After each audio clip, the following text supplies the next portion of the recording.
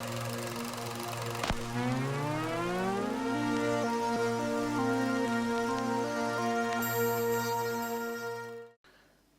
guys, and welcome to another one of my little videos. And today's video should be pretty special. I have been an interviewee many times, but this will be my first time being an interviewer. So I hope you enjoy this little interview, despite the interviewer being a total amateur. So I have a very special guest here with me today. Ian from Wilkins Animation is creating these short animated films. And right now he's working on a Dark Empire adaptation, which I saw and I was totally blown away by it. So I'm very happy to be able to talk to him today. So hello, Ian. Hi. Yeah, so I always hoped that fans could start creating animated versions of the original expanded universe. So I was super happy to see this. So what inspired you to do it? Essentially, like 2 years ago now, I was just going around like I'd always heard of Star Wars Legends, but to me, Star Wars had always been mostly what I'd seen, like the movies, and I'd watched the TV shows, but I'd never really gotten much into the books before. Until at one point on YouTube, I came across Luke goes to the dark side, and I was like, well, that's an interesting premise. So that brought me down a whole rabbit hole until I found like the comics. I found that there was this audio book, and I was like, okay, if there's comics and there's an audio book and it's been around since the 90s, someone must have like animated it at some point, especially since animation was so prevalent on YouTube in the early 2000s. It's kind of died out a little bit more recently, but it was really prevalent back then. So I was sure that must exist, and I found that there was like a 5-second clip of like a battle, and like there was another like little thing someone made, but no one had actually really made the whole thing. And I was like, well, that'd be a fun little side project, and so that's how it all started. Yeah, so are you an animator by trade? Well, I just finished university studying animation, so Cool. I guess you'd say I'm hoping to get into that industry, but I haven't worked on any like actual like official things yet. I've done some stuff for some YouTube channel, for a YouTube channel, Yeah. but that's about it so far. Cool. To be honest, like I've never read Dark Empire. As a kid, I really enjoyed the expanded universe books, but to me, actually, the concept of of Palpatine returning was pretty stupid even back then. So I was like, nah, no, thank you. So when they announced it for the new trilogy, I was like, but. Yeah. I'm really glad I will be able to actually experience Dark Empire for the first time in this animated form. So it looks really cool. So what's your relationship to the EU? Have you actually read any of the other books and stuff? Well, since I've started Dark Empire, I've kind of got myself I've been reading a little bit. So I'm starting the Thrawn trilogy. I've read some X-Wing novels. So I'm slowly working my way through it. I've been reading a ton of the old Marvel comics that came out between movies, but that is about as far as I've gotten so far. And I don't think people really count the Force Unleashed games as like official Legends, do they? I don't know. I think it officially from the Lucasfilm point of view it counts, but Yeah, yeah, I think some of like I those. played those. Yeah, I've never been a big gamer, but I think some of those games had like really great stories. So I would actually be interested to see if someone could make some of these games into movies. Either That would be cool. yeah, but I guess it could be done pretty easily. Just record the gameplay and then cut out the boring stuff. But Yeah, someone's probably done that. Like yeah, just to show the cutscenes and like what you yeah, need to see of gameplay. yeah, Like I'm sure that's got to be out there. yes. So what do you think about the new trilogy?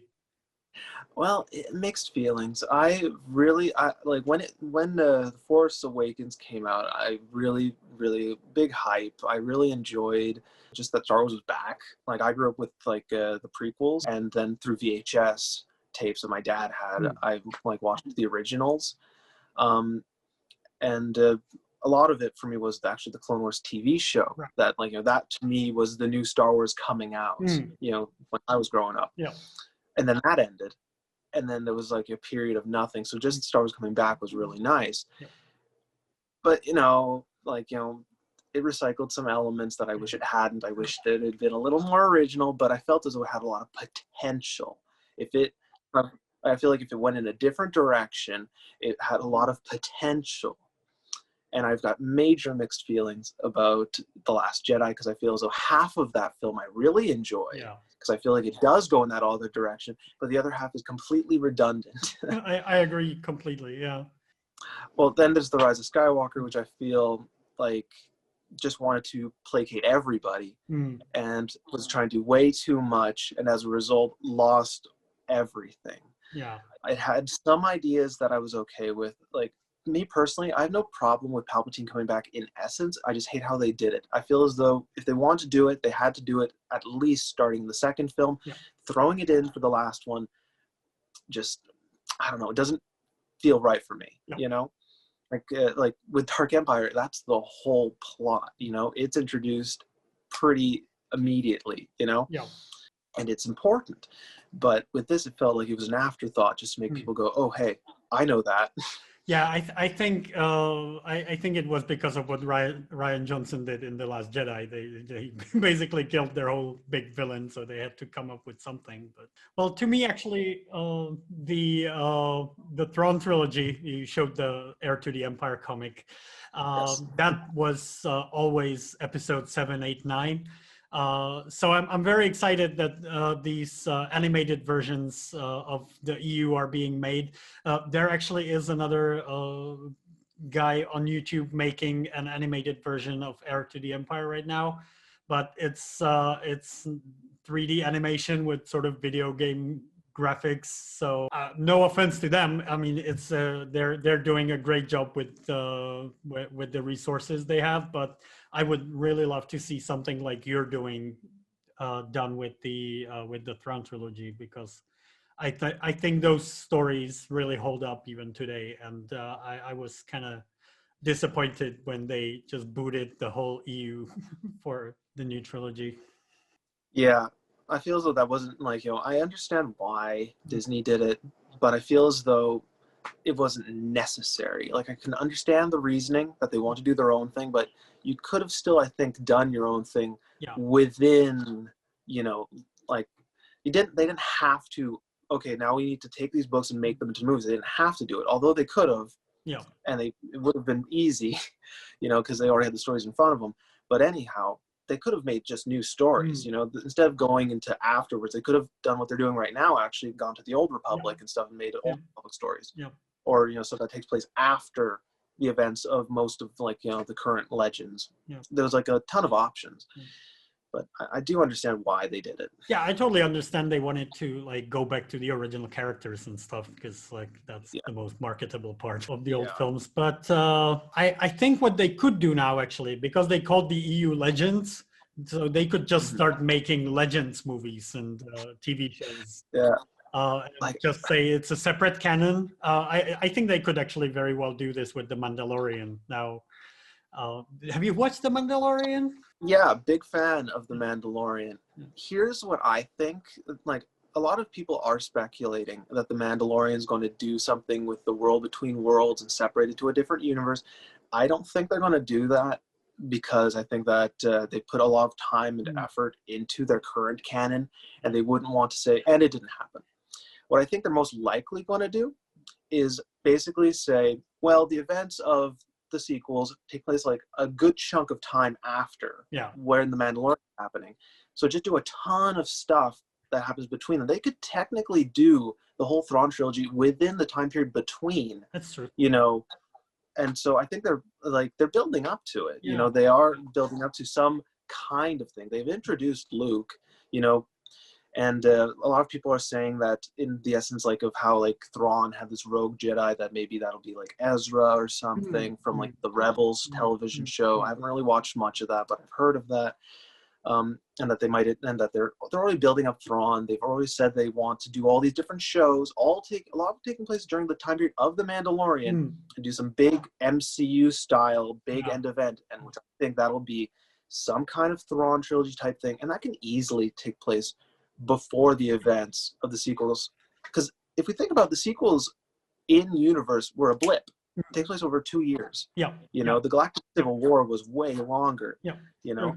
Yeah, actually, like there's nothing in the sequels to like contradict the stories of the Throne trilogy, other than Leia's kid being named something else, so they could just pretty much adjust this tiny bit, and they could actually make the Throne trilogy.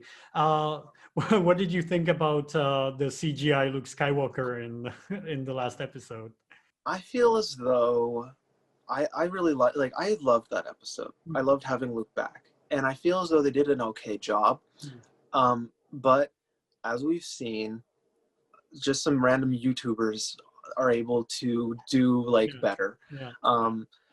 And the excuse of saying we were trying to keep it top secret doesn't really hold up in my opinion. I think it's because they're trying to hold on to the same tech that they used to make Tarkin, where it's a full 3D model that they're kind of replacing the head with. You know more than I do about this type of stuff naturally because you do special effects.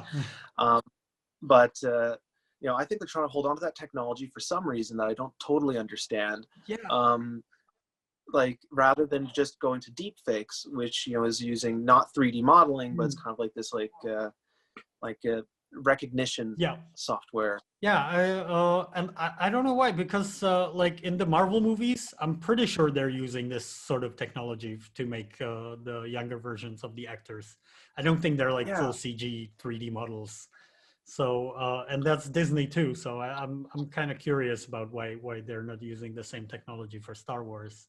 Plus, on Tarkin, they had a huge budget to do it, but on a relatively small TV show, it didn't work very well. But I was super happy to see Luke back as well. That was great to see him in action and stuff. But I kind of wish.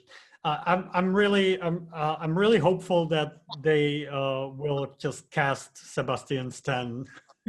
Yes, because he looks so close. A lot of people are saying he's too tall to be Luke and a bunch of weird stuff. I'm just kind of like, the average person isn't going to think about that. We only know Luke's height in contrast to characters like Han and Leia and whatnot.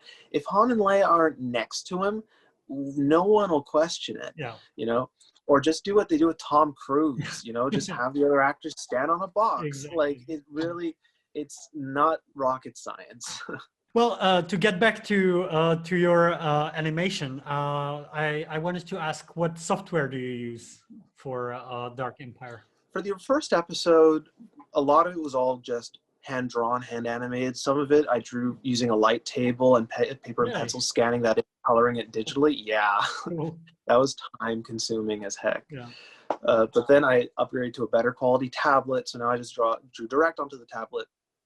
But it still had a certain kind of look that I wasn't happy with. And now for the second episode, what I'm doing is I've gone ahead and I've made a 3D model in Maya of Luke, and I've rigged it up so that I can move it around and whatnot. I'm no master of 3D animation. I'm still learning, but I'm mostly using it as a reference. So first I animate in 3D, and I export it with a bunch of crude kind of outlines kind of baked into it.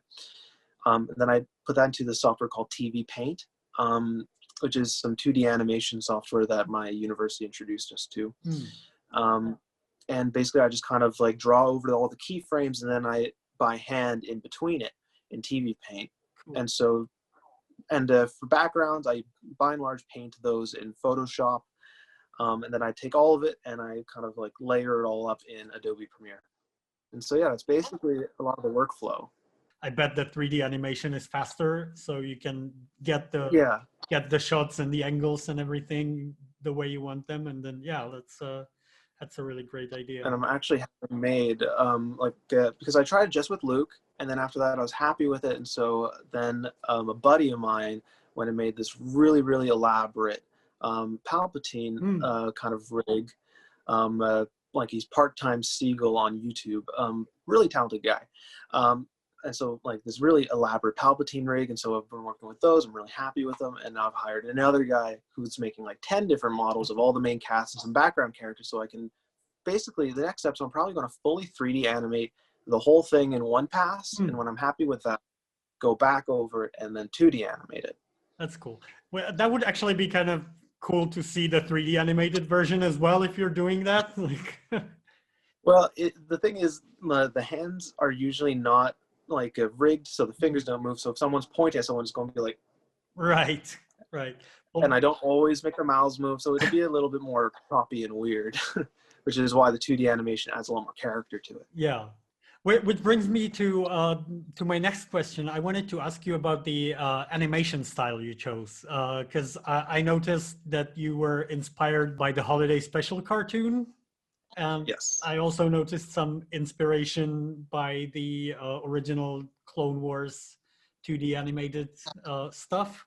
Did you see the whole holiday special or just the cartoon? Yeah, I've seen the whole holiday special. Heard about it years ago, and I watched it through. And it's really something else. Like a lot of people say it's bad. I would say that like it's slow, but it's got some moments that you don't want to miss. Yeah, for sure. Like very surreal stuff. But I always really liked that that little short, Yeah. because it had all the original actors voicing it. It was a fun short little story. Han was drawn kind of weird, but everyone else looked pretty nice. And it's the only animated thing that's got all the original cast back to voice their own characters, which I always found really nice. But I wanted to kind of take that and kind of take the kind of like early 2000s animated Clone Wars and just that kind of like general 1980s kind of 70s kind of cartoons. And just kind of blend into this kind of like cohesive kind of look. I also looked at a lot of the Star Wars Droids cartoon and about how they drew their characters when I looked at some character sheets. And so a lot of it's modeled off of that kind of aesthetic. Yeah, I find it really cool that this sort of this style of animation actually gives the droids some expression. Yeah. It's kind of fun. Was that in the Clone Wars? Sorry, in the holiday special cartoon, or is that inspired by the droids cartoons? Well, I think that the Droids cartoon and the holiday special are very similar styles. I think that they actually gave like 3PO like eyelids in the holiday special. But I feel like, I like how you're able to make the heads kind of stretch and whatnot. You're able to just do a lot more with them rather than be very, stiff and robotic, which makes sense because they're robots. But, it's animation, so you can have fun with it. So another question I had was, how do you go about the adaptation of the book? Are you sticking to the comic book adaptation, or are you actually writing your own script from the book? Actually, I can't deviate too far because I don't have any voice actors. That was actually another question I wanted to ask. All of it is from these tapes that I've got right here that I got off eBay. It's all of my audio for the sound effects and the voices comes from these tapes. And the music is made separately by a great studio out of California that are helping me out called Outlier Studios. They make all the music. It's really something else. But I'm not actually able to change too much unless if I were to find people to voice act, and that would be a whole cast and it'd be a whole thing, and I'd want it to see, like, because this is a certain production value innately, which kind of grants a certain kind of professionalism to the project that comes effortlessly in the form of audio. Absolutely. Like I was, one of the things I was blown away by was the voice acting. And so, yeah, so it's a professional production. That's a really great idea to use that. Yeah, and it's actually Billy D. Williams who's doing Lando, because a lot of people like to comment like, "Oh, that sounds just like Lando. How did you get a guy that sounds just like?" He's like, "Well, that's because it is Billy D. Williams, because he actually did the voice." Yeah, that's that was actually one of my complaints about the Throne trilogy stuff someone's doing, that the voice acting is kind of amateurish. So when I played, and from there in the comments I got to yours, and I was like, wow, now this is a totally different level of acting, and that explains it, and that's a really great idea. And I think these audio dramatizations actually exist for most of the EU. So I hope they will be used for for this kind of thing. I've tried to find one for the Thrawn trilogy, but I think what it is, it's just one actor doing all the voices, Mm, including it's a male actor doing the voice yeah, for like even the female character like Leia. yeah, And so as a result, it doesn't have the same effect. It's not like a whole voice cast, more like yeah, a man totally. reading a book. Mm, And so unfortunately, I don't think it's quite as, usable, which is why I understand that for the Thrawn yeah. project, they're not able to, they have to do it themselves. So mad respect to them, because that means they still have to get a bunch of different Oh, people. totally. Um, I don't mean to sound too harsh on them. Like I really enjoy their work as well. It's just in contrast, when I played yours, I was like, wow, this is what I wished it could all be. oh yeah, well, I've got like a cheat basically. But I do change a few things. Like for instance, the audiobook has a lot more dialogue Mm, than the comic. yeah. And sometimes they say things that normal people wouldn't say. Mm. Like for instance, since you're listening to it, some characters will refer to each other by name many times in the Uh, same conversation because they're trying to make you remember. So I have to try to edit out that, mm, when it's like, oh look, Han, or oh yes, how are you doing, Mon Mothma? The whole yeah, time, yeah, oh, are you talking to Mon Mothma, the leader of the rebel? It's like I cut out that stuff because mm, it's like no one would say that. yeah. And yeah, I rearrange a few things here and there, and I also messed around with the character designs here and there to kind of suit kind of my Mm, vision for the story. So a lot of people want me to make basically a one-to-one recreation of the comic for it to mm. be perfect recreation of Legends. And Mm. to those people, sorry, but that's not really what this is. Yeah, I disagree because it's a completely different medium. So I agree with you. Like it's better to adapt rather than just slavishly stick to it. Mhm. But you're more or less using the comic as a blueprint than as sort of like. Yeah, like certain shots are straight up taken right out of the comic. Like I look at the camera angle, I look at the position of Yeah, the characters and the environments, and then I just kind of upscale it to a point where it's got more detail. yeah. Like a lot of people don't actually like the art of the comic for some reason. Hmm. I think some people don't like the likenesses of the characters, but I really like the aesthetic, and so I try to kind of pay homage to it, where I can. Yeah. But sometimes the art's a little vague. The backgrounds are like as it is with certain Of comics, and course. so I try to kind of create my own kind of way, but it's pretty close to the comic. I use the comic pretty much as a storyboard, then I draw my own storyboard, um, kind of just showing how I'm going to position things and Hmm. whatnot. And I have to add in shots here and there because if on a comic, you might have one page with one drawing with a ton of dialogue, and that might be like 3 minutes worth of dialogue right there. But you're not going to hold on that one angle for 3 whole minutes. You're going to have to cut between the characters. So Yeah. I have to, I don't stick to the comic perfectly, but it pretty much dictates the pace. One last question, and I understand this is gonna probably take quite a long time because it must take a lot of effort. But when you're finished with this, are you planning on taking on some of the other EU stuff? I have no idea because that is a task that's going working on this is going to take a while. Mm. Like pretty much because I'm the only animator.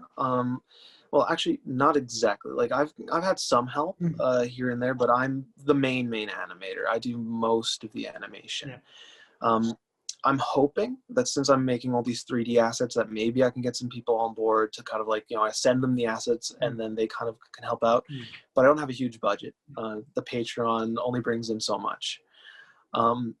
But I'm hoping I can kind of maybe send out some stuff here and there, and then people send it back to me, and then I go over it in 2D, Mm. which would speed things up, sure. But it'll probably still, even with that, take about a year per episode, probably, because I want to keep it to a certain kind of. I'm trying to make it so that with each episode it gets better. Mhm. Mhm. People are definitely going to notice that episode 2 is going to look a lot better than episode 1. Cool. And so it's probably going to take about a year per episode. So that's once this episode releases, which I'm hoping is extremely soon, Um, it's going to probably be about well, 4 more years until I'm Right. done. So I can't really say what Yeah. exactly Yeah. I might do next. And they're already like there's already a team making the Thrawn trilogy. And also like part of how I'm able to make this with the audiobook, it's part of why I'm making this. Hmm. I'm not too sure if I'd be interested in doing what they're doing, where they have to also write a script and they Hmm. also have to find voice actors. That makes things such a larger production on Hmm. so many levels that I'm not too sure if I'd actually want to do that. Since at the end of the day, this is a project I'm doing for fun, Yeah. that I'm doing just out of love for Star Yeah. Wars, and hopefully I'm going to have found like full-time work. Yeah. So doing a production that big, which would involve so many moving pieces, because this is already involving quite a few people. Hmm. Um, I don't even know if that would be feasible to do something like that. So maybe if I can find another kind of audiobook, like there's actually some kind of fun. It's called The Rebel Mission to Ord Mantell. Hmm. It's similar, actually. Cool. It's I don't know how well known it is, but it's also on cassette. It's also a full cast with sound effects and everything. It's extremely short. So maybe I might just do that for the heck of it afterwards, but I can't really speak to it since it's so long from now. Yeah. Well, thank you very much. Just tell my viewers where people can find you and support your project. You can find my YouTube channel, Wilkins Animations. I've also got a Patreon under the same name, Wilkins Animations. And I also do illustrations, not exactly Star Wars related, on Instagram under Spiky Tortoise Comics. Cool. I will link all those below the video. Thank you. I really hope I can help bring you some more patrons. Oh, I appreciate it so much, and it's just cool being able to chat. I've been a fan of the despecialized edition for like a while. Cool. Yeah, just thanks so much for making that. Yeah. Well, thank you. Yeah, it's I was actually, when I started it, I was sort of in a similar situation as you are. Like I was in college or just after college, and I had a lot of free time. Uh, and right now everyone's waiting for the new version, and it's like, Mm-hmm. it takes like you said, it takes you years to do this. Time. And of course, like, animation is super time consuming, but even for me, like, Of course. there's like 400 shots in Star Wars alone that I need to despecialize, and it takes me like at least one evening to do each shot. Like before, Yeah. I would work on it for entire days, but now I just don't have that time. So it just takes years to Yeah, finish it. obviously, because you want to make like the best thing that you can. You're not Yeah, going to rush it. yeah, exactly. And so thank you very much. It was great talking to you, and I'm really looking forward to episode 2. All right, bye. Thank you. Well, I hope you enjoyed that, and I have a little surprise for you. We actually coordinated, and Ian's dropping episode 2 today, so you can find a link to it in the description below. Also, don't forget to check out some of my other videos, and if you want to support this channel, you can do so by becoming a patron or donating directly to my PayPal. I'm really grateful for all the help. Thank you guys very much. Well, that's it for today. Thanks for watching, and may the Schwartz be with you.